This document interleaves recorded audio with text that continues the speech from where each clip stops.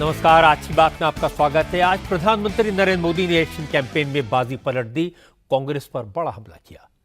मोदी ने कहा कि कांग्रेस पिछड़े, दलित और आदिवासियों का आरक्षण छीनकर मुसलमानों को देना चाहती है। मोदी ने कहा कि कांग्रेस संविधान में बदलाव करके धर्म के आधार पर आरक्षण पर लगी रोक को खत्म करना चाहती है। मोदी ने याद दिलाया कि कांग्रेस ने पायलट प्रोजेक्ट के तौर पर आंध्र प्रदेश में यह एक्सपेरिमेंट पहले किया था। मोदी ने कहा कि कांग्रेस का यही मंसूबा है कि अगर वो पावर में आई तो मुसलमानों को रिजर्वेशन देगी। ये कांग्रेस का हिडन एजेंडा है। अब तक कांग्रेस के नेता इल्जाम लगा रहे थे कि मोदी अगर तीसरी बार प्रधानमंत्री बने तो संविधान बदल देंगे, आरक्षण को खत्म कर देंगे। लेकिन आज मोदी ने कहा कि कांग्रेस कितना भी जोर लगा ले, लेकिन पिछड़े, दलित और आदिवासियों के आरक्षण को कोई छू भी नहीं सकता। कोई मौजूदा आरक्षण को खत्म नहीं कर सकता। यह मोदी की गारंटी है। मोदी ने आज एक और बात कही। प्रधानमंत्री ने कहा, हकीकत यह है कि कांग्रेस संविधान विरोधी है। कांग्रेस के नेता चुनाव के दौरान खुलकर कहने लगे कि संविधान उन पर थोपा गया है, वो भारत के संविधान को नहीं मानते। यह बात कांग्रेस के युवराज के सामने कही गई, लेकिन युवराज खामोश रहे। अब कांग्रेस के उस नेता ने जनता के सामने यही बात कह दी। मोदी रोज एक के बाद एक जिस तरह के हमले कांग्रेस पर कर रहे हैं, उसके बाद इलेक्शन कैंपेन का रुख बिल्कुल बदल गया है। कांग्रेस समेत इंडिया अलायंस में शामिल दूसरी पार्टियों के नेता डिफेंसिव पर आ गए हैं। कांग्रेस के नेताओं ने आज आरक्षण के मुद्दे पर क्या जवाब दिया। असदुद्दीन ओवैसी, फारूक अब्दुल्ला से लेकर अखिलेश यादव तक सबने मोदी के आरोपों पर कैसे रिएक्ट किया, ये मैं आपको दिखाऊंगा। लेकिन पहले आपको सुनवाता हूं प्रधानमंत्री नरेंद्र मोदी की बात। मोदी ने आज 3 पब्लिक मीटिंग्स को एड्रेस किया, एक राजस्थान में और 2 छत्तीसगढ़ में। टोंक की रैली में भारी भीड़ थी। मोदी ने कहा कि कांग्रेस वोट के लिए कुछ भी कर सकती है। कांग्रेस दूसरों का हक मारकर मुसलमानों को रिजर्वेशन देने की फिराक में है। मोदी ने कहा, कांग्रेस इस तरह की कोशिश एक बार नहीं, कई बार कर चुकी है। नरेंद्र मोदी ने कहा कि कांग्रेस ने 4 बार दलितों और आदिवासियों का रिजर्वेशन छीनकर मुसलमानों को देने की कोशिश की, लेकिन वो कामयाब नहीं हो पाई। मोदी ने कहा, अब देश में बीजेपी की सरकार है। मोदी के रहते न दलितों, पिछड़ों और आदिवासियों का आरक्षण खत्म हो सकता है और न ही उसे बांटा जा सकता है। ये मोदी की गारंटी है। इस देश के में जब संविधान बना तब धर्म के आधार पर आरक्षण का घोर विरोध हुआ था, ताकि हमारे एससी, एसटी, ओबीसी समुदाय को सुरक्षा मिलती रहे। लेकिन उन्होंने, मनमोहन सिंह जी ने भाषण किया था और उस सभा में मैं मौजूद था मुख्यमंत्री के नाते। मुस्लिमों का देश के संसाधनों पर पहला हक है, ये मनमोहन जी का बयान है। और ये संयोग नहीं था और ये अकेला बयान नहीं था। कांग्रेस पार्टी की सोच हमेशा से तुष्टीकरण की रही है, वोट बैंक की राजनीति की रही है। 2004 में जैसे ही कांग्रेस की केंद्र में सरकार बनी, उसके सबसे पहले किए गए कामों में था, सबसे पहला काम था चुनाव जीतने के बाद आंध्र प्रदेश में एससी, एसटी के रिजर्वेशन में से कमी करके मुसलमानों को रिजर्वेशन देने का प्रयास। ये एक पायलट प्रोजेक्ट था जिसे कांग्रेस पूरे देश में आजमाना चाहती थी।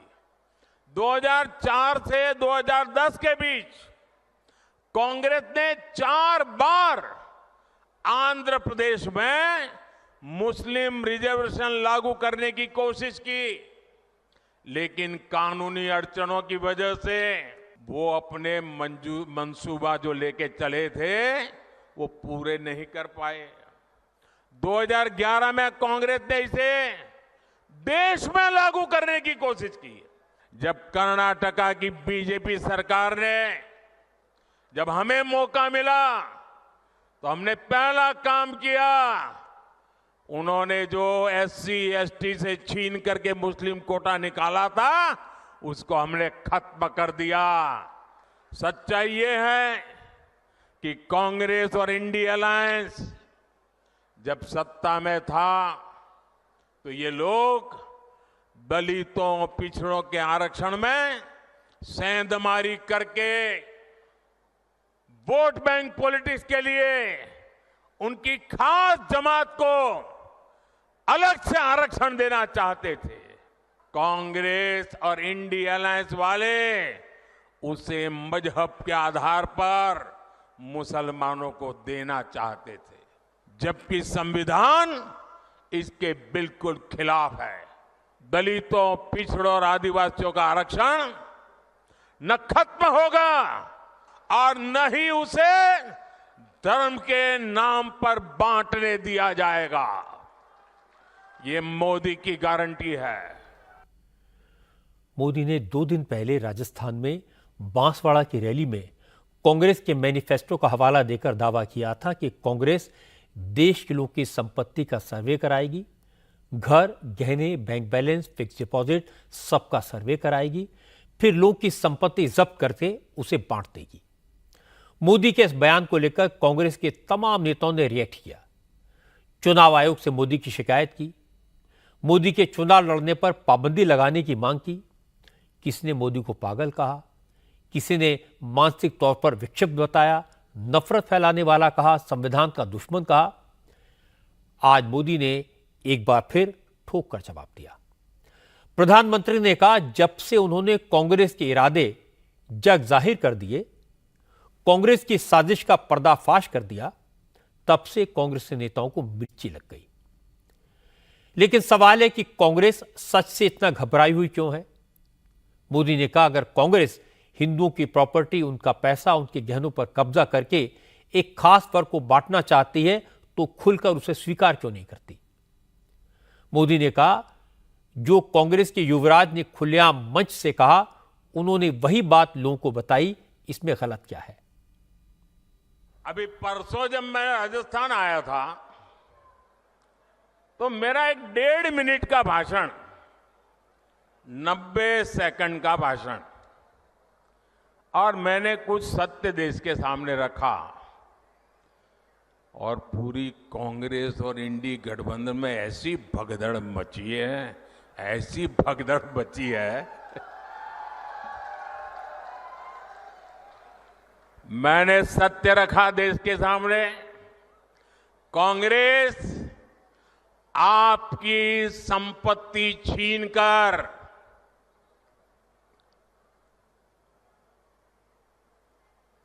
उनके खास लोगों को बांटने की गहरी साजिश रचकर बैठी है। 2-3 दिन पहले मैंने कांग्रेस की इस वोट बैंक की राजनीति, तुष्टीकरण की राजनीति का पर्दाफाश किया था। इससे कांग्रेस और उसको सिस्टम में उनको इतनी मिर्ची लगी है, इतनी मिर्ची लगी है कि वो हर तरफ गालियां देने में टूट पड़े। जो आए वो मोदी को गाली दे रहा है। मैं कांग्रेस से जानना चाहता हूं, आखिर कांग्रेस सच्चाई से इतना डरती क्यों है? आपका हिडन एजेंडा बाहर आ गया तो अब कांप रहे हो? अरे हिम्मत है तो स्वीकार करो, हम आपसे मुकाबला करने के लिए तैयार हैं।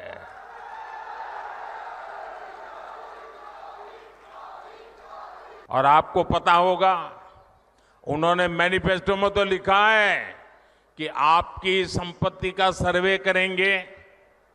हमारी माताओं बहनों के पास जो स्त्री धन होता है, जो मंगलसूत्र होता है, उसका सर्वे करेंगे। और फिर उनके एक नेता ने तो भाषण में कहा, एक्सरे किया जाएगा, एक्सरे किया जाएगा। मतलब आपके घर में अगर बाजरे के अंदर डिब्बे में भी कुछ रखा है तो वो भी एक्सरे करके खोजा जाएगा। दीवार में कहीं रखा है तो उसको भी एक्सरे करके खोजा जाएगा। पूरा एक्सरे करने वाले की घोषणा की है और उनके नेता ने पब्लिकली कहा है। और फिर आपकी सारी संपत्ति, जरूरत से ज्यादा जो भी होगा वो उनका कब्जा करेगी उनकी सरकार, कहते हैं, और फिर लोगों को बांट देंगे। बताइए, आपको मंजूर है क्या? ये मंजूर है क्या? क्या स्त्री धन पर हाथ लगा सकते हैं क्या? क्या मंगलसूत्र पर हाथ लगा सकते हैं क्या? ये पंजे की ये ताकत। जो बात मोदी ने टोंक पे कही, योगी आदित्यनाथ ने अमरोहा में यही बात कही, बल्कि वो तो 2 कदम आगे बढ़ गए। योगी ने कहा, कांग्रेस ने अपनी मैनिफेस्टो में लिख दिया कि अगर कांग्रेस की सरकार बनी तो देश में शरिया कानून लागू किया जाएगा। योगी आज सुबह गोरखपुर में थे। गोरक्षनाथ धाम में योगी ने सुबह सुबह हनुमान जयंती के मौके पर बजरंग बली की पूजा की। फिर इलेक्शन कैंपेन के लिए निकले। योगी ने अमरोहा और बड़ौत में रैलियां की। मेरठ में बीजेपी उम्मीदवार अरुण गोविल के सपोर्ट में रोड शो किया। योगी के रोड शो में जबरदस्त भीड़ उमड़ी। इन तीनों सीटों पर दूसरे दौर में 26 अप्रैल को वोटिंग होनी है। अमरोहा में कांग्रेस ने दानिश अली को मैदान में उतारा है। समाजवादी पार्टी दानिश अली को सपोर्ट कर रही है। योगी ने कहा कि इंडिया अलायंस के उम्मीदवार को भारत माता की जय का नारा लगाने पर ऐतराज है, जबकि वो रहते भारत में हैं, खाते भारत का है।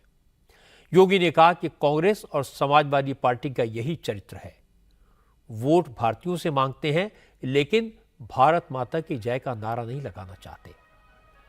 इसके बाद योगी ने कहा, कांग्रेस ने तो अपने घोषणा पत्र में लिखा है कि उनकी सरकार बनी तो देश शरिया कानून से चलेगा।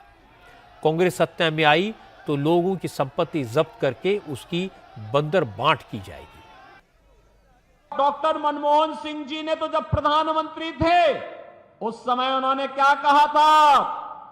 उन्होंने कहा था कि देश के संसाधनों पर पहला अधिकार मुसलमानों का है, तो हमारा दलित कहां जाएगा, पिछड़ा कहां जाएगा, गरीब कहां जाएगा, किसान कहां जाएगा, माताएं और बहनें कहां जाएंगी, नौजवान कहां जाएंगे? देश के अंदर कांग्रेस जाति के नाम पर, क्षेत्र के नाम पर, भाषा के नाम पर बांटती रही। और एक कांग्रेसी और उनके सहयोगी दलों को आज जो इंडी गठबंधन के रूप में आपके पास आए हैं, बहनों और भाइयों, ये देश के साथ गद्दारी किए हैं और फिर गद्दारी करने के लिए अपने झूठे घोषणा पत्र के साथ आपके पास आए हैं। आज कांग्रेस का जो घोषणा पत्र है उसको आप देखेंगे, क्या कहते हैं? कहते हैं देश हमारी अगर सरकार बनी तो हम शरिया कानून लागू कर देंगे। आप बताओ, ये देश बाबा साहब भीमराव अंबेडकर के द्वारा बनाए गए संविधान से चलेगा या किसी शरीयत से चलेगा? और कहते हैं कि हम लोग जनता की प्रॉपर्टी को हत्या करके, ले करके उसके माध्यम से फिर उसका बंदर बांट करेंगे। देखो ना इन बेशरमों की हालत। एक तरफ आपकी संपत्ति पर इनकी कुदृष्टि है और दूसरी तरफ माफिया और अपराधियों को अपने गले का हार बना करके कैसे उनके नाम पर फतिया पड़ रहे हैं, आपने देखा होगा इनके हाल को। इंदिरा गांधी ने जो नारा दिया गरीबी हटाओ का, पोता भी तोते की तरह वही रट रहा है कि गरीबी हटाओगे, हटाएंगे। और कट कैसे हटाएंगे? कह रहे हैं हम जो कि जिसकी संपत्ति होगी उसको हड़प लेंगे, फिर उसको हम लोग दूसरों को बांट देंगे, बंदर बांट कर देंगे। आरक्षण की बात आज कांग्रेस अध्यक्ष मल्लिकार्जुन खड़गे ने भी कही, लेकिन मोदी के इल्जाम पर कुछ नहीं कहा। केरल के चेंगानूर की पब्लिक मीटिंग में मल्लिकार्जुन खड़गे ने कहा कि 2024 में सत्ता में आने के बाद इंडिया अलायंस की सरकार कास्ट सेंसस कराएगी। इसके बाद तमिलनाडु की तर्ज पर पूरे देश में रिजर्वेशन के लिमिट को बढ़ाया जाएगा ताकि गरीब लोगों को आरक्षण का ज्यादा से ज्यादा फायदा मिल सके। India Alliance government comes to power in 2024, we will promise that We will undertake a nationwide caste-based census, not to divide the society, but to assess their day-to-day life. We will increase the reservation limit like the Tamil Nadu.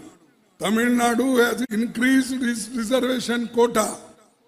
Like that, we will also increase the reservation quota so that poor people should get the benefit from this reservation. Karnataka में प्रियंका गांधी ने भी यही बात कही। प्रियंका की rally Chitradurga में हुई। इस रैली में प्रियंका ने मोदी पर वायदा खिलाफी, महंगाई और बेरोजगारी बढ़ाने जैसे इल्जाम लगाए। प्रियंका गांधी ने कहा कि मोदी के राज में गरीब, दलित और आदिवासियों के हक मारे गए हैं। अगर कांग्रेस की सरकार बनी तो कास्ट सेंसस होगा, एससी, एसटी और ओबीसी को उनको पूरा हक दिया जाएगा और आरक्षण का दायरा बढ़ाया जाएगा। एससी, एसटी और ओबीसी के लिए जैसे मेरे भाई हर जगह कहते हैं, पूरी गिनती की जाएगी पूरे देश में कि कौन किस जाति की कितनी कितनी आबादी है, सिर्फ आपकी नहीं लेकिन सबकी, और कौन कितना कमा रहा है, और उसके तहत फिर नई नीतियां बनाई जाएंगी। आरक्षण की सीमा 50% से बढ़ाया जाएगा और एससी, एसटी का सब प्लान लागू किया जाएगा। एससी, एसटी के लिए विशेष बजट जारी किया जाएगा और काडू गोला समाज को एसटी का दर्जा दिया जाएगा। आज मल्लिकार्जुन खड़गे ने बीजेपी पर पलटवार भी किया। खड़गे ने कहा कि अब तो ये साफ हो गया कि बीजेपी अगर तीसरी बार पावर में आई तो नरेंद्र मोदी देश का संविधान बदल देंगे, क्योंकि संघ प्रमुख मोहन भागवत से लेकर बीजेपी के तमाम उम्मीदवार सार्वजनिक मंचों से बात कह चुके हैं। इसलिए लोगों को सावधान रहने की जरूरत है। बीजेपी आई तो आरक्षण खत्म कर देगी। This election is very, very important to save democracy and also the constitution. We are seeing that the BJP government is hell-bent on changing the constitution. Right from RSS chief to sitting MPs and BJP candidates are making statement that once the BJP gets 2/3 majority, they are going to change the constitution. That's why they are asking, ab ki baar 400 par. But people are clever. This time they will teach a lesson to Modi. I challenge Modi. Modi should expel all the BJP leaders who are telling this will change the constitution. खड़गे को जवाब दिया अमित शाह ने। अकोला की rally में अमित शाह ने कहा, देश में 10 साल से पूर्ण बहुमत वाली मोदी सरकार है। 10 साल में मोदी ने जनता की दी गई ताकत का इस्तेमाल कैसे किया, ये देश ने देखा है। इसलिए लोग अब कांग्रेस के झूठ पर यकीन करने वाले नहीं हैं। अमित शाह ने कहा, देश में किसी में यह ताकत नहीं कि आरक्षण को खत्म कर सके। कांग्रेस पार्टी झूठ फैला रही है कि भाजपा को 400 सीटें आएगी तो आरक्षण चला जाएगा। अरे कांग्रेस वालों, हमें संविधान बदलने की ताकत इस देश की जनता ने 10 साल से दी। 2014 में भी पूर्ण बहुमत दिया, 19 में भी दिया। हमने आरक्षण नहीं हटाया। हमने क्या हटाया? हमने पूर्ण बहुमत का उपयोग क्या किया?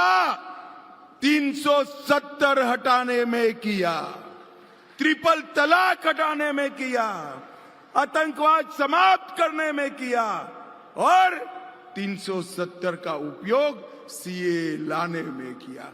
अकोला के भाइयों बहनों, आज मैं आपको मोदी जी की एक गारंटी कहकर जाता हूं, जब तक भारतीय जनता पार्टी है, इस देश से एसटी, एससी और ओबीसी का आरक्षण कोई नहीं हटा सकता, ये मोदी का गारंटी है।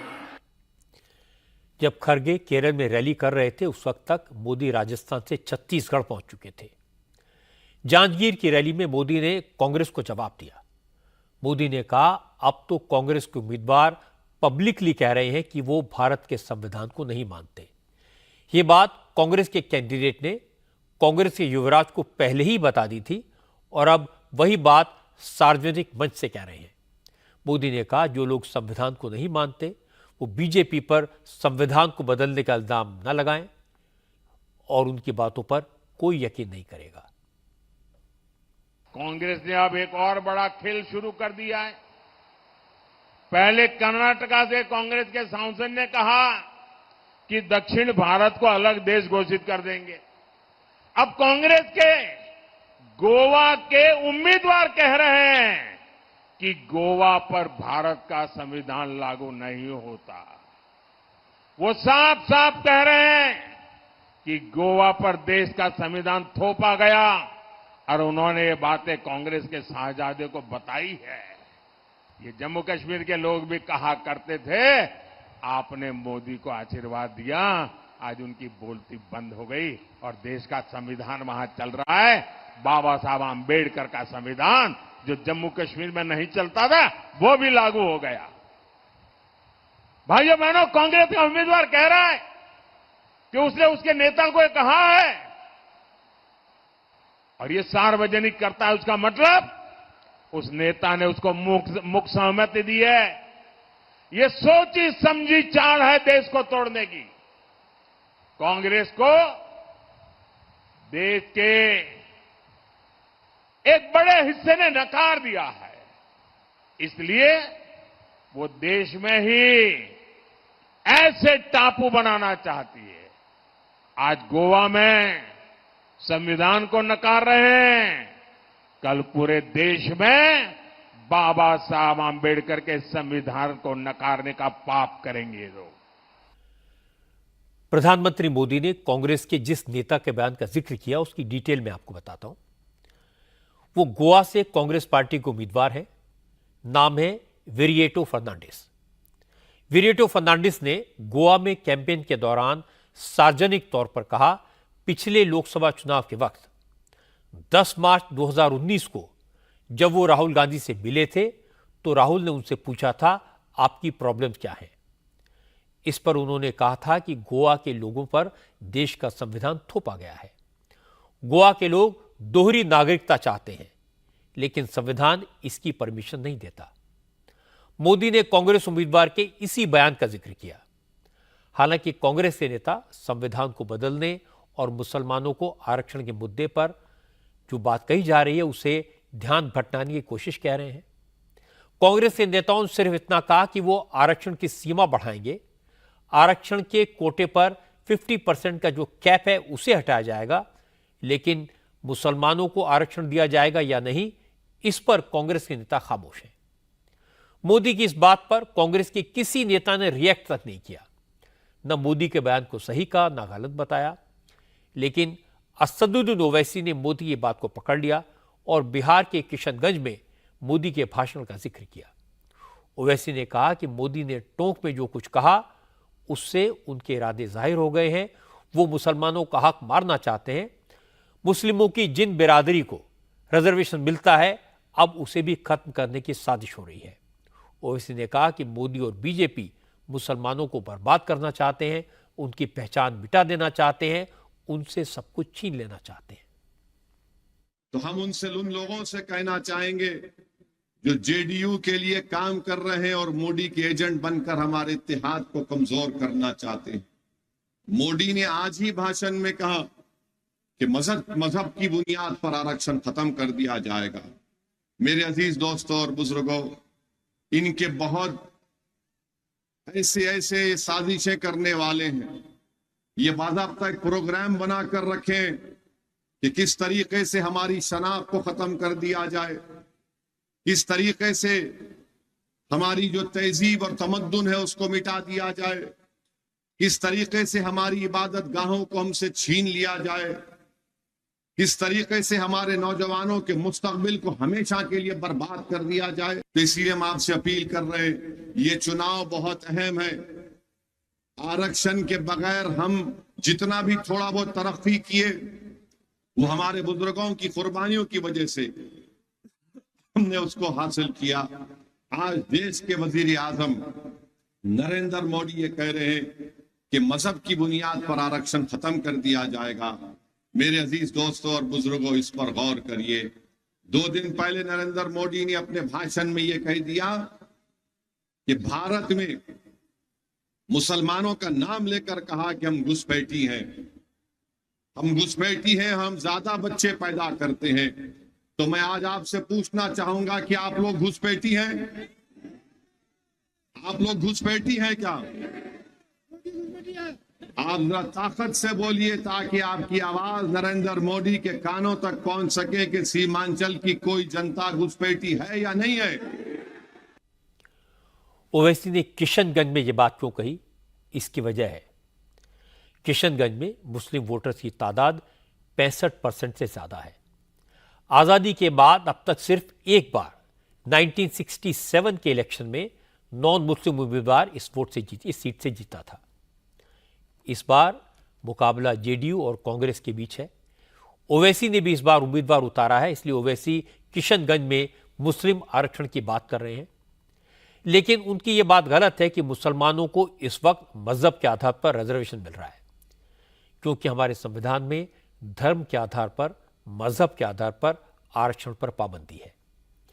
इंटरेस्टिंग बात यह कि ओवैसी को छोड़कर विरोधी दलों में किसी पार्टी का कोई नेता आज मुस्लिम आरक्षण पर कुछ नहीं बोला। अखिलेश यादव कांग्रेस के बचाव में जरूर सामने आए, हालांकि कांग्रेस का बचाव करने के चक्कर में अखिलेश ने मोदी के आरोप को सही बता दिया। अखिलेश ने कहा कि लोगों की संपत्ति का सर्वे करने में क्या बुराई है। समाजवादी सोच यही है कि सब बराबर हो, सबके पास बराबर संपत्ति हो, इसमें गलत क्या है? किसी चीज का इंटरप्रिटेशन गलत नहीं होना चाहिए। सोशलिज्म क्या है कि सबके अंदर बराबरी हो, सबका साथ सबका विकास क्या है, आप सबका विकास कैसे करोगे? तो जो डिस्ट्रीब्यूशन ऑफ मनी है या सबको बराबर का अधिकार मिले, अगर सरकार की ऐसे कार्यक्रमों, ऐसी योजनाएं हों जिससे सब बराबर चल सकें और बराबर का उनको लाभ पहुंचे, तो क्या खराब है बताओ? सरकार की नीयत तो यही है ना। बीजेपी से कुछ भी उम्मीद कर सकते हो। अरे हारने वाला पहलवान क्या नहीं करता, कभी कान काट लेता है, कभी नोचता है, कपड़े फाड़ देता है। ये हारने वाले लोग हैं जो हार चुके हैं। ऐसा लग रहा है कि अखिलेश यादव ने बिल्कुल वही बात कही जो नरेंद्र मोदी अपनी पब्लिक मीटिंग से कह रहे हैं और जिसे कांग्रेस गलत बयानी कह रही है, झूठ बता रही है। फारूक अब्दुल्ला ने कांग्रेस को डिफेंड किया, कहा प्रधानमंत्री का बयान अफसोसनाक है, मुसलमान कभी किसी का हक नहीं मारता। फारूक अब्दुल्ला ने कहा कि वो खुद मुसलमान हैं लेकिन हिंदुओं से मोहब्बत करते हैं, वो किसी का मंगलसूत्र नहीं ले सकते। देश के मुसलमानों से हिंदू को कोई खतरा नहीं है क्योंकि इस्लाम कभी दूसरे धर्म से नफरत करना नहीं सिखाता। मुझे अफसोस है कि हमारे वजीर आजम ने ऐसी बात कही है। हमारा इस्लाम, हमारा अल्लाह हमें यह सिखाता है कि सबके साथ बराबरी से चलो। कभी हमारे मजहब ने यह नहीं कहा कि दूसरे मजहब को बुरी तरह से देखो, बल्कि हर वक्त कहा कि दूसरे मजहब की भी इज्जत करो। मैं भी मुसलमान हूँ, मगर मेरे कुरान ने मुझे ये नहीं सिखाया कि दूसरे से नफरत करना। मैं उतना ही हिंदू से मोहब्बत करता हूँ जितना मैं सिख से, मुसलमान से मोहब्बत करता हूँ। मैं समझता हूँ वो भी तरक्की करेगा, हम भी तरक्की करेंगे, उसी से ये भारत उठेगा। इलेक्शन कैंपेन में बाजी कैसे पलटनी है, ये कोई मोदी से सीखे। आज आरक्षण के मामले में कांग्रेस की नीयत पर सवाल उठाकर मोदी ने एक झटके में कांग्रेस को डिफेंस पर ला दिया और मुस्लिम आरक्षण पर कांग्रेस कुछ नहीं बोल पाई। कांग्रेस ने बार बार शोर मचाया था कि मोदी संविधान को खत्म कर देंगे। लालू यादव कह रहे थे कि मोदी आरक्षण को समाप्त कर देंगे। पहले राउंड में मोदी ने इन आरोपों का जवाब दिया, यह बताया कि संविधान में उनकी कितनी निष्ठा है, ये समझाया कि वो लोकतंत्र में कितना यकीन रखते हैं। ये भी बताया कि बाबा साहब अंबेडकर में उनकी कितनी आस्था है। दूसरे राउंड में मोदी ने डायरेक्ट अटैक किया, कांग्रेस का इतिहास खोलकर रख दिया, कांग्रेस के मैनिफेस्टो का पोस्टमार्टम कर दिया। मोदी ने कहा कांग्रेस का हिडन एजेंडा अपीजमेंट की राजनीति करना है। मोदी ने मेनली 3 बातें लोगों के सामने रखी। एक तो कांग्रेस का मैनिफेस्टो 1936 के मुस्लिम लीग के मैनिफेस्टो के तर्ज पर बनाया गया है। दूसरा, कांग्रेस का इरादा लोगों की संपत्ति छीनकर मुसलमानों को हैंडओवर करने का है। और तीसरा, कांग्रेस की मंशा यह है कि दलितों और पिछड़ों का आरक्षण छीनकर मुसलमानों को दे दिया जाए। मोदी का यह हमला कांग्रेस पर अब तक का सबसे बड़ा अटैक है और इसने कांग्रेस को पूरी तरह से डिफेंसिव मोड में ला दिया है।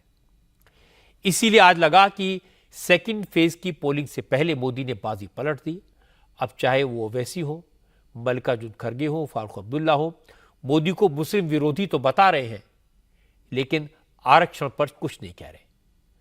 लेकिन ऐसी सब बातों का मोदी पर कोई असर नहीं पड़ता, मोदी को कोई नुकसान नहीं होता, क्योंकि मुस्लिम विरोधी होने का आरोप तो मोदी पर पिछले 23 साल से लगाया जा रहा है। आज लोकसभा चुनाव में भगवान श्री राम और भगवान श्री कृष्ण के बाद बजरंग बली की भी एंट्री हो गई। मोदी ने अपना भाषण बजरंग बली के जयकारे के साथ शुरू किया। क्योंकि आज हनुमान जयंती है, ज्यादातर पार्टियों के नेता हनुमान चालीसा का पाठ करते दिखाई दिए। टोंक की रैली में प्रधानमंत्री नरेंद्र मोदी का स्वागत हनुमान जी की गदा से हुआ और इसके बाद मोदी ने लोगों को कर्नाटक की वो घटना याद दिलाई जब बेंगलुरु में एक दुकानदार को कुछ लोगों ने सिर्फ इसलिए पीटा क्योंकि वो जुमे के दिन अपनी दुकान पर हनुमान चालीसा बजा रहा था। प्रधानमंत्री मोदी ने कहा कि कर्नाटक में कांग्रेस राज में हनुमान चालीसा सुनना और गाना गुनाह हो गया है और जब राजस्थान में कांग्रेस की सरकार थी तब वहां भी यही हाल था, जहां हनुमान जयंती की शोभा यात्रा पर पत्थर बरसाए जाते थे और पत्थर फेंकने वालों को यहां की पिछली सरकार संरक्षण देती थी। मोदी ने कहा कांग्रेस ने हमेशा वोट के चक्कर में, तुष्टीकरण के चक्कर में हिंदुओं को दबाने की कोशिश की है। आज हनुमान जयंती पर आपसे बात करते हुए मुझे कुछ दिन पहले की एक तस्वीर भी याद आ रही है। वो तस्वीर है कांग्रेस के शासन वाले कर्नाटका की। कुछ दिन पहले वहां एक छोटा दुकानदार, उसको सिर्फ इसलिए बुरी तरह से पीटा गया, लहूलुहान कर दिया गया क्योंकि वो अपनी दुकान में बैठे बैठे हनुमान चालीसा सुन रहा था। ये कांग्रेस की कर्नाटका की सरकार का काम देखिए। अपनी छोटी सी दुकान में एक गरीब आदमी भक्ति भाव से प्रभु हनुमान जी का स्मरण करते हुए हनुमान चालीसा सुन रहा था, उसको लहूलुहान कर दिया गया। आप कल्पना कर सकते हैं कांग्रेस के राज में हनुमान चालीसा सुनना भी गुनाह हो जाता है। अब सीधी सीधी बात है, जब उनके पार्टी, उनके सारे नेता प्रभु राम का मंदिर बने, प्रभु राम का प्राण प्रतिष्ठा का अवसर हो, मंदिर के लोग जाके रूबरू में आने के लिए निमंत्रण दे, सम्मान पूर्वक निमंत्रण दे और पब्लिकली उस निमंत्रण को ठुकरा दिया जाए तो उनके चेले चपाटे भी हनुमान चालीसा करने वालों को पीटेंगे कि नहीं पीटेंगे भाइयों। कांग्रेस ने तो राम राम साग कहने वाले राजस्थान में राम नवमी पर प्रतिबंध लगा दिया था। कांग्रेस ने शोभा यात्रा पर पत्थरबाजी करने वालों को सरकारी संरक्षण दिया था। इसी कांग्रेस पार्टी ने तुष्टीकरण के लिए मालपुरा, करौली, छबड़ा, टोंक, जोधपुर को दंगों की आग में झोंक दिया था। अब भाजपा सरकार आने के बाद किसी की हिम्मत नहीं है कि आपकी आस्था पर सवाल उठा दे।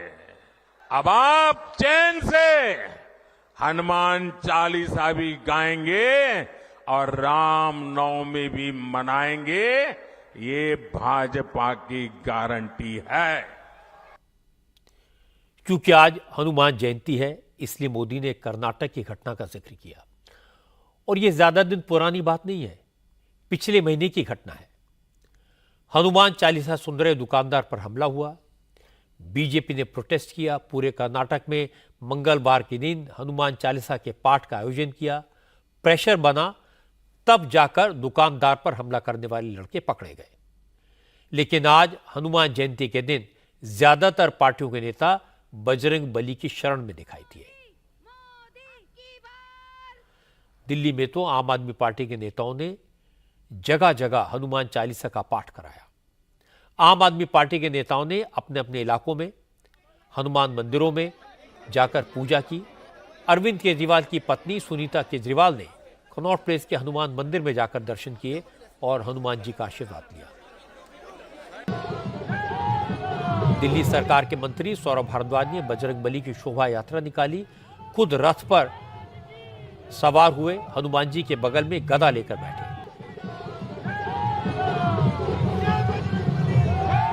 नई दिल्ली सीट से चुनाव लड़ रहे आम आदमी पार्टी के विधायक सोमनाथ भारती भी गेरुआ वस्त्र धारण करके गदा लेकर लहराते हुए नजर आए।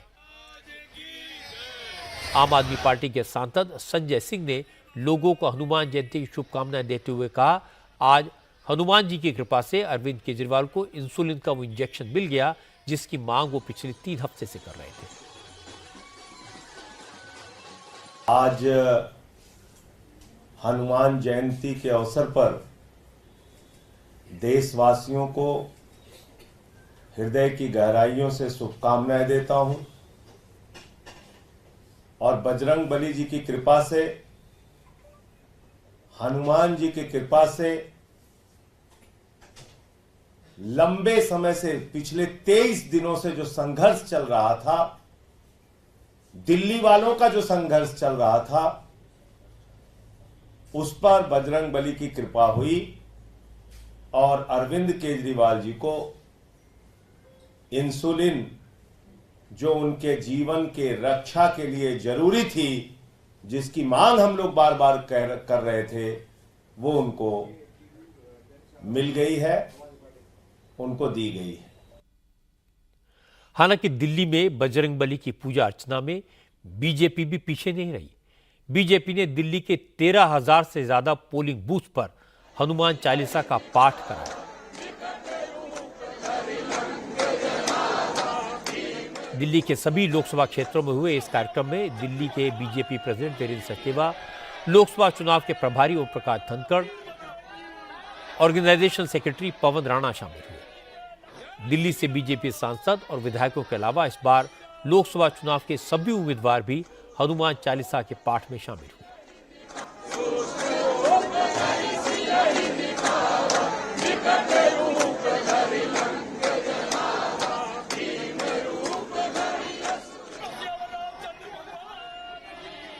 आज हनुमान जयंती पर विश्व हिंदू परिषद ने दिल्ली के जहांगीरपुरी में शोभा यात्रा निकाली। वीएचपी के कार्यकर्ता शोभा यात्रा को उस इलाके से निकालना चाहते थे जहां 2 साल पहले हनुमान जयंती के दिन हिंसा हुई थी। इसलिए पुलिस ने वीएचपी को संवेदनशील इलाके से शोभा यात्रा ले जाने से रोक दिया। इस पर शोभा यात्रा निकाल रहे वीएचपी के कार्यकर्ता पुलिस वालों से उलझ गए, लेकिन पुलिस ने सख्ती की, किसी को आगे नहीं बढ़ने दिया। कुछ साल पहले तक हनुमान जी के भक्त पब्लिकली बजरंग बली की जय का नारा लगाने से भी हिचकिचाते थे। जोर जोर से हनुमान चालीसा का पाठ करने से डरते थे, क्योंकि हनुमान जी के भक्तों को सांप्रदायिक कहा जाता था। लेकिन अब जमाना बदल गया है। आज सारे देश में हनुमान जयंती की धूम थी। न सिर्फ बीजेपी के लोगों ने जोर शोर से हनुमान जयंती मनाई, बल्कि कांग्रेस और आम आदमी पार्टी के नेता भी बजरंगबली से दुख दूर करने की प्रार्थना करते नजर आए। सबने कहा, हे बजरंगबली, हमें अपनी शरण में ले लो, क्योंकि जिसकी रक्षा महाबली हनुमान करते हैं उसे किसी से डरने की आवश्यकता नहीं होती। विरोधी दलों के नेताओं ने आज फिर दावा किया कि अगर इस बार बीजेपी जीत गई, नरेंद्र मोदी फिर प्रधानमंत्री बन गए, तो इसके बाद देश में चुनाव नहीं होंगे। विरोधी दलों ने सूरत में बीजेपी उम्मीदवार मुकेश दलाल की निर्विरोध जीत का हवाला देकर कहा, अभी तो बीजेपी ने एक सीट पर मैच फिक्सिंग की है, इसके बाद सारा चुनाव फिक्स होगा। बीजेपी लोगों से वोटिंग का अधिकार छीन लेगी। अखिलेश यादव ने सुप्रीम कोर्ट और इलेक्शन कमीशन से सूरत सीट का चुनाव रद्द करने की अपील की। अभिषेक मनु सिंघवी ने इसे चंडीगढ़ के मेयर इलेक्शन से जोड़ दिया। सिंघवी ने कहा, चुनाव में बेईमानी के मामले में सूरत के प्रशासन ने तो चंडीगढ़ के अनिल मसीह को भी मात दे दी। आम आदमी पार्टी के सांसद संजय सिंह ने कहा, सूरत तो सिर्फ झांकी है, अभी पूरा देश बाकी है। देश में फिर बीजेपी की सरकार बनी तो भविष्य में चुनाव नहीं होंगे, देश में तानाशाही लागू हो जाएगी। प्रधानमंत्री नरेंद्र मोदी देश का संविधान बदलने जा रहे हैं, चुनाव खत्म करने जा रहे हैं, दलितों, पिछड़ों, आदिवासियों का आरक्षण खत्म करने जा रहे हैं। देश के 85% लोगों के पीठ में छुरा मारने की तैयारी है। इस देश की जनता को चुनाव से वंचित किया जाएगा। सूरत एक झांकी है, पूरा देश बाकी है। सूरत में चुनाव खत्म हुआ है, पूरे देश में चुनाव खत्म होगा। यह प्रधानमंत्री नरेंद्र मोदी की सोच है। तानाशाही लाना चाहते हैं। 24 का चुनाव अंतिम चुनाव है। इस देश के लोगों, इस बात को याद रखना, यह अंतिम चुनाव है आपका। बाबा साहब डॉक्टर भीमराव अंबेडकर जी के द्वारा लिखे गए संविधान को भारतीय जनता पार्टी के लोग नहीं मानते, ये नागपुर के संविधान को मानते हैं। उद्धव ठाकरे की पार्टी के प्रवक्ता संजय राउत ने भी यही बात दोहराई। संजय राउत ने कहा कि सूरत में जो हुआ वो लोकतंत्र के इतिहास में कभी नहीं हुआ। बीजेपी लोकतंत्र की हत्या कर रही है और इंडिया अलायंस के नेता लोकतंत्र को बचाने के लिए मोदी से लड़ रहे हैं। ये अनअपोज नहीं है, ये लूट लिया है। ये चंडीगढ़ पैटर्न है जो सूरत में हुआ है। जिस तरह से कांग्रेस के उम्मीदवार का नामांकन रद्द किया, कारण कुछ भी देने दो, इस देश के इतिहास में लोकतंत्र में कभी हुआ नहीं। ये एक बार फिर लोकतंत्र को लूट लिया, वस्त्रहरण किया सूरत में। इसीलिए तो हम चाहते ये तानाशाही देश में खत्म होनी चाहिए। जब विपक्ष से लगातार हमले हुए तो रक्षा मंत्री राजनाथ सिंह और केंद्रीय मंत्री हरदीप सिंह पुरी ने जवाब दिया। हरदीप पुरी ने कहा, इससे पहले कांग्रेस के 20 नेता लोकसभा चुनाव में निर्विरोध जीत चुके हैं, तब लोकतंत्र की हत्या नहीं हुई थी। इसके बाद नोएडा की पब्लिक रैली में राजनाथ सिंह ने कहा कि विपक्ष देश को गुमराह कर रहा है, लोगों की आंखों में धूल झोंकने की कोशिश कर रहा है, ये ठीक नहीं है।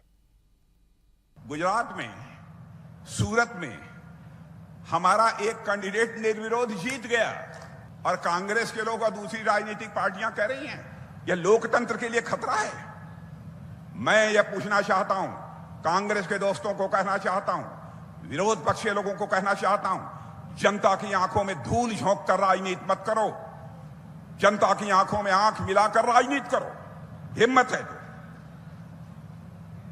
आपकी भी हुकूमत थी, कई बार सांसद निर्विरोध चुने गए। आपके सांसद यदि निर्विरोध जीत जाएं तो लोकतंत्र मजबूत हो गया, और हमारा एक सांसद निर्विरोध जीत गया तो लोकतंत्र कमजोर हो गया। 2012 में कन्नौज का बाई इलेक्शन था, उपचुनाव था। डिंपल यादव उस समय निर्विरोध जीती थी। उस समय कांग्रेस, सपा, बसपा के लोगों को लोकतंत्र के ऊपर खतरा दिखाई नहीं दिया था। कहां ले जाना चाहते हैं लोग इस देश को? तमाशा बना दिया है इन लोगों ने। केवल जनता को गुमराह करके ये समर्थन हासिल करना चाहते हैं। सूरत में बीजेपी के उम्मीदवार के निर्विरोध चुने जाने पर विरोधी दलों के कुछ नेताओं ने जो कमेंट किए हैं वो हैरान करने वाले हैं। पहली बात तो ये कि एक कैंडिडेट के निर्विरोध चुने जाने से लोकतंत्र कैसे खतरे में आ सकता है। दूसरी बात ये कोई पहला मौका नहीं है जब कोई उम्मीदवार बिना कॉन्टेस्ट के चुनाव जीता हो। पार्लियामेंट का इतिहास गवाह है कि अब तक लोकसभा में 35 सांसद निर्विरोध चुने जा चुके हैं। बीजेपी का कोई एमपी लोकसभा के लिए पहली बार निर्विरोध चुना गया है। लेकिन क्या जम्मू कश्मीर में फारूक अब्दुल्ला निर्विरोध चुनाव जीते थे तो लोकतंत्र खत्म हो गया था? जब कुछ साल पहले समाजवादी पार्टी के नेता डिंपल यादव निर्विरोध चुनाव जीती थी तो किसी ने लोकतंत्र पर सवाल क्यों नहीं उठाया?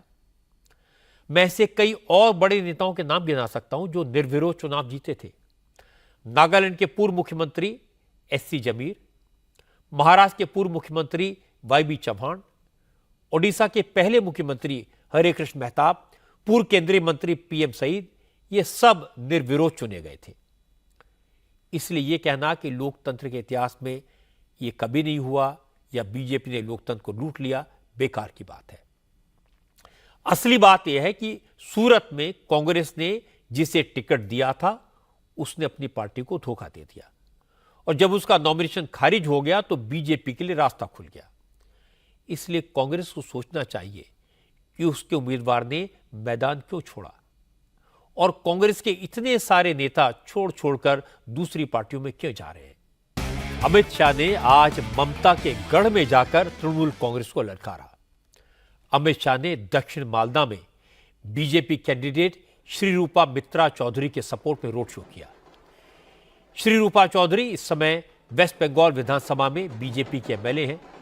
2019 में दक्षिण मालदा सीट पर कांग्रेस के अबू हाशिम खान चौधरी ने जीती थी।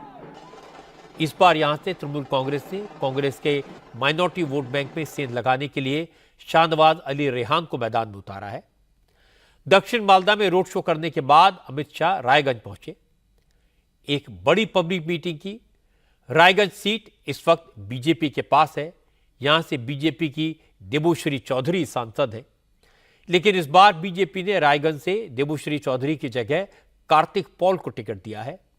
रायगंज की रैली में अमित शाह ने संदेश खाली में महिलाओं पर हुए जुल्मों की याद दिलाई। ममता सरकार के दौरान हुए घोटालों की बात की और घुसपैठ की समस्या को लेकर ममता बनर्जी पर हमला बोला। अमित शाह ने कहा, ममता कितना भी विरोध कर ले लेकिन सीएए लागू होकर रहेगा। भाई और बहनों, जरा मन से सच्ची बनाना, सीएए आना चाहिए या नहीं आना चाहिए? बांग्लादेश से हिंदू, सिख, बौद्ध, जैन आए हैं, उनको नागरिकता मिलनी चाहिए या नहीं मिलनी चाहिए? ये ममता दीदी विरोध कर रही। मैं ममता दीदी को पूछने आया हूं, बांग्लादेश से आए हुए हिंदू, बौद्ध शरणार्थियों को नागरिकता मिले, उसमें आपको क्या तकलीफ है? क्या तकलीफ है? क्या अधिकार नहीं है उनका बंगाल पर? भाई और बहनों, अधिकार है या नहीं है? जोर से बोलो, अधिकार नहीं है। और एक और तो दीदी, आप घुसपैठ करा रही हो और घुसपैठियों को घुसा रही हो, और दूसरी ओर शरणार्थियों की नागरिकता का विरोध करती। आज कांग्रेस पार्टी ने कह दिया कि अगर वो सत्ता में आएंगे तो सीएए नाबूद करेंगे। मैं कहकर जाता हूं, कांग्रेस पार्टी या ममता बनर्जी की हिम्मत नहीं है सीएए को हाथ लगाकर देखे, हर हिंदू शरणार्थी को नागरिकता मिलेगी। ममता बनर्जी आज बीरभूम में थी। उन्होंने वहीं से अमित शाह को जवाब दिया। बीरभूम की रैली में ममता ने कहा वो बंगाल में किसी भी सूरत में एनआरसी लागू नहीं होने देंगी और अगर सेंटर में इंडिया अलायंस की सरकार बनी तो वो सीएए को भी वापस ले लेंगी। एनआरसी होवे ना, আমরা বাংলায় এনআরসি করতে দেব না, আর বিজেপি গেলে দেশ থেকেও এনআরসি উঠিয়ে দেব। কে উঠিয়ে দেব? ইউনিফর্ম সিভিল কোড উঠিয়ে দেব। আজকে রাজস্থানে মাংস খাওয়া বন্ধ, মধ্যপ্রদেশে বন্ধ, উত্তরপ্রদেশে বন্ধ, ডিম খাওয়া যাবে না, মাছ খাওয়া যাবে না, মাংস খাওয়া যাবে না, বার্লি খেতে হবে, বার্লি। কিছু বুঝলেন? বার্লি খেয়ে থাকবেন আপনারা, আর প্রচার বাবুরা এসে আপনাদের কাছে চার্লি বাবু সেজে ভোট চাইবেন। 2014 में बंगाल में बीजेपी ने सिर्फ 2 सीटें जीती थी, लेकिन पिछले इलेक्शन में जिस तरह से बीजेपी ने पश्चिम बंगाल में 18 सीटों पर जीत दर्ज की और ममता की पार्टी 22 पर सिमट गई, बीजेपी ने इस बार बंगाल में कम से कम 30 सीटें जीतने का टारगेट रखा है। जाहिर है ममता इससे परेशान है, क्योंकि बंगाल में कांग्रेस और लेफ्ट फ्रंट ने भी उम्मीदवार उतारे हैं। इसलिए ममता को लगता है कहीं मुस्लिम वोट बट न जाए। वो बार बार मुस्लिम वोटर्स को एनआरसी और सीए का डर दिखाती हैं, और बीजेपी को लगता है कि इस मुद्दे से हिंदू वोटर पोलराइज हो सकते हैं। इसलिए बीजेपी के नेता भी अपनी सभाओं में जोर शोर से सीए का मुद्दा उठा रहे हैं।